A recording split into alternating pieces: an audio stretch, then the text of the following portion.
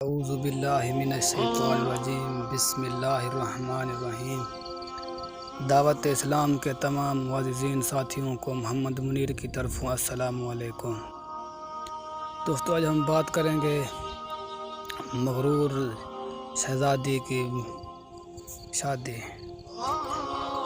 تو دوستو بہت عرصے پہلے کی بات ہے، ایک بادشاہ تھا، اس کی ایک خوبصورت اور اکلوتی بیٹی تھی۔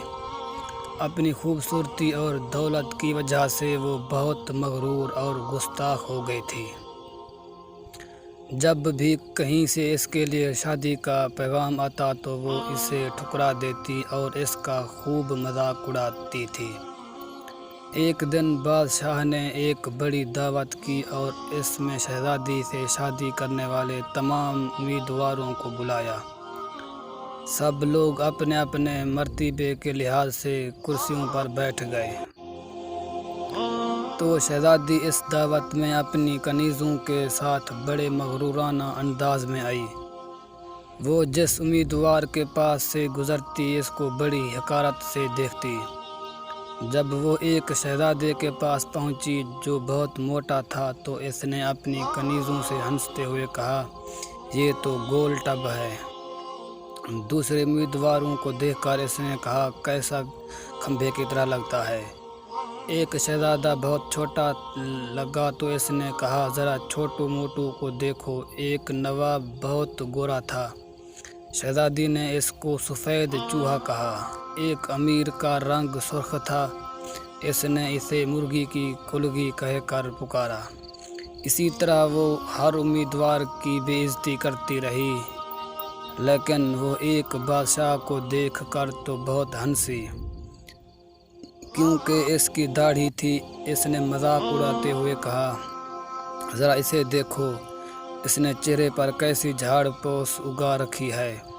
تو بنعوذ باللہ، بادشاہ نے جب دیکھا کہ اس کی بیٹی نے مہمانوں کی بہت بے عزتی کی ہے تو اسے بہت غصہ آیا۔ اس نے بھرے دربار میں یہ اعلان کیا کہ شہزادی پسند کرے یا نہ کرے، مگر اب میں اس کی شادی کسی فقیر سے کروں گا۔ اس اعلان کے بعد تمام لوگ چلے گئے۔ کچھ ہی دیر بعد ایک آوارہ گرد گویا آیا جو گلی کوچوں میں گھوم کر گانا گایا کرتا تھا۔ تو اس نے شاہی محل کے نیچے کھڑکی کے قریب کھڑے ہو کر گانا شروع کر دیا۔ بادشاہ نے اس کی آواز سنی تو ایک خادم کو حکم دیا کہ اس فقیر کو اندر بلاؤ۔ خادم بھٹتے پرانے کپڑوں والے فقیر کو لے آیا۔ اس فقیر کو نے بادشاہ اور شہزادی کے سامنے بہت اچھا گانا گایا اور بادشاہ سے انعام مانگا۔ تو بادشاہ نے کہا، تم نے بہت اچھا گانا سنایا ہے تو میں تمہیں بہت اچھا انعام دوں گا، تو میں اپنی بیٹی کی شادی تم سے کروں گا۔ جب یہ شہزادی نے یہ سنا تو وہ بدحواس ہو گئی، وہ بہت روئی پیٹی، مگر بادشاہ نے اس کی ایک نہ سنی۔ بادشاہ نے اسے ڈانٹتے ہوئے کہا، میں نے مہمانوں کے سامنے قسم کھائی تھی کہ تمہاری شادی کسی فقیر سے کروں گا، اب میں وہ قسم پوری کر رہا ہوں۔ یہ کہہ کر بادشاہ نے قاضی کو بلایا اور مغرور شہزادی کی شادی آوارہ گرد گوبے کے ساتھ کرا دی، اور پھر حکم دیا کہ تم اپنے شوہر کے ساتھ جانے کی تیاری کرو۔ شہزادی روتی پیٹتی فقیر کے ساتھ چل دی۔ راستے میں وہ ایک شکار گاہ سے گزرے۔ اتنی بڑی شکار گاہ کو دیکھ کر وہ حیران رہ گئی۔ اس نے فقیر سے پوچھا، یہ شکار گاہ کس کی ہے؟ میں نے سنا ہے کہ تم نے ایک داڑھی والے بادشاہ کا مذاق اڑایا تھا، یہ شکار گاہ اسی کی ہے۔ اگر تم اس سے شادی کر لیتے تو یہ تمہاری ملکیت ہو جاتی۔ فقیر نے جواب دیا، یہ میں نے کیا کیا؟ اس نے ٹھنڈی سانس لے کر کہا۔ اس کے بعد وہ بہت خوبصورت باغوں میں پہنچے۔ ان کو دیکھ کر شہزادی نے پھر پوچھا، یہ کس کے ہیں؟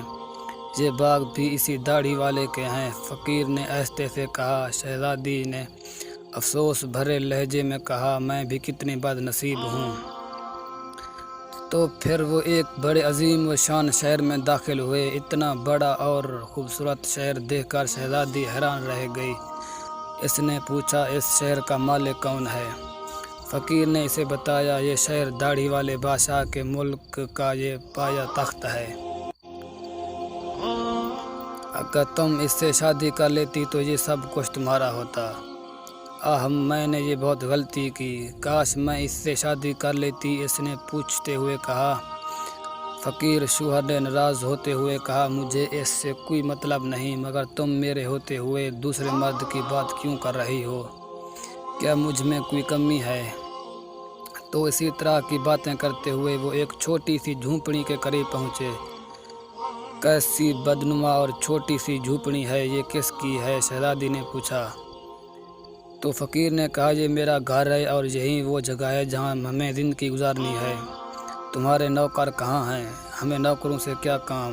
تم ہر کام کر سکتی ہو، آگ جلاؤ اور میرے لیے کھانا پکاؤ، میں بہت تھک گیا ہوں۔ فقیر نے کہا۔ چونکہ شہزادی کو کھانا پکانا نہ آتا تھا اس لیے فقیر نے اس کی مدد کی اور کچھ دیر بعد انہوں نے الٹا سیدھا کھانا پکا کر کھا لیا اور سو گئے۔ دوسری صبح فقیر نے اسے جگایا اور گھر صاف کرنے اور دوسرے کام کرنے کو کہا۔ شہزادی تمام دن کام کرتی رہی، اوپر سے جلی کٹی باتیں بھی سنتی رہی، مگر صبر کے سوا کوئی چارہ نہ تھا۔ اسی طرح انہوں نے کچھ دن گزارے، پھر ایسا وقت آیا کہ ان کے پاس کھانے تک کے لیے کچھ نہ رہا۔ تو ایک دن فقیر نے کہا میں نے جو کچھ کمایا تھا خرچ ہو گیا، اب تمہاری کمانے کی باری ہے۔ میں تمہیں بید لا کر دیتا ہوں، اس سے تم ٹوکریاں بن لینا۔ یہ کہہ کر وہ جنگل گیا اور بیت کاٹ لے آیا۔ شہزادی نے ٹوکریاں بنتی شروع کر دی۔ اس نے پہلے کبھی کوئی ایسا محنت کا کام نہیں کیا تھا، اس لیے اس کی انگلیاں زخمی ہو گئیں اور ان سے خون بہنے لگا۔ یہ دیکھ کر اس کے شوہر نے کہا میرا خیال ہے یہ کام تمہیں نہیں کر سکتے، یہ میں تمہیں کچھ سوت لا کر دیتا ہوں، اس سے کپڑا بن لینا، مگر وہ بھی نہ کر سکی۔ فقیر نے کہا تم نے میرے لیے بالکل بیکار ہو، تم کوئی کام کے نہیں کر سکتے، تم سے شادی کر کے مجھے بڑا نقصان ہوا ہے۔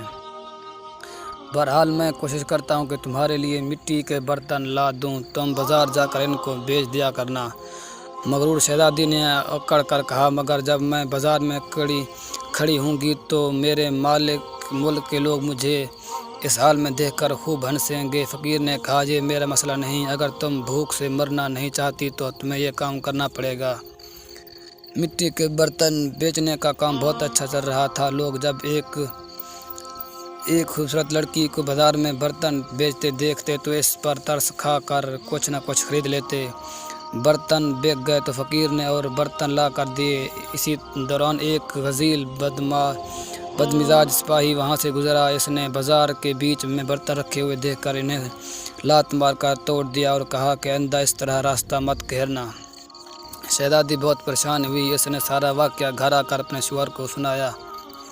تم انتہائی بے وقوف ہو، جو تم سے کسی نے کہا تھا کہ بیچ بازار میں برتن لے کر بیٹھ جاؤ، آخر وہاں سے لوگوں کو گزرنے میں دشواری ہوتی ہے۔ میرا خیال ہے کہ یہ بھی تمہارے بس کا کام نہیں۔ خیر میں شاہی محل جاؤں گا، ہو سکتا ہے کہ وہاں تمہارے لیے کوئی کام نکل آئے۔ یہ کہہ کر وہ شاہی محل روانہ ہو گیا۔